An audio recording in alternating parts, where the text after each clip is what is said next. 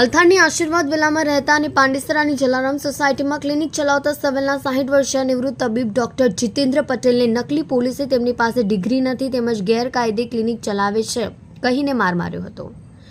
છાપાના પાને ચડાવી દેવાની ધમકીઓ આપી 4.50 લાખનો મુદ્દામાલ પડાવી લીધો હતો, જેમાં 1.5 લાખ અને 2.5 લાખના સેલ્ફના ચેક અને લેપટોપ સામેલ છે. ઘટના વિશે તબીબે એક મિત્રને જણાવતા તેમણે તપાસ કરાવી હતી, જેમાં તોડ કરનાર નકલી પોલીસ નીકળ્યો હતો.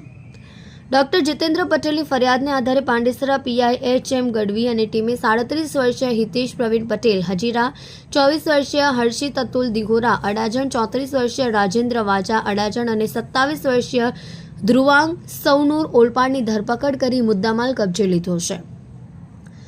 અલથાણમાં રહેતા વૃદ્ધ તબીબ ડોક્ટર જીતેન્દ્ર પટેલને ત્યાં ડીસીબીના નામે તોડ કરવાની યોજના અન્ય તબીબને ત્યાં કમ્પાઉન્ડર તરીકે નોકરી કરતા રાજેન્દ્ર વાજાએ બનાવી હતી. અન્ય આરોપી હર્ષિત દિહોરા એમઆર તરીકે એક દવાની કંપનીમાં નોકરી કરી છે, જ્યારે આરોપી હિતેશ પટેલ અને ધ્રુવાંગ સૌનૂર ફોન પેમાં નોકરી કરી રહ્યા હોવાનું પોલીસે જણાવ્યું હતું. કલ્પેશ રાણા સાથે જોતા રહો ન્યૂઝ 9 ગુજરાતી, સુરત.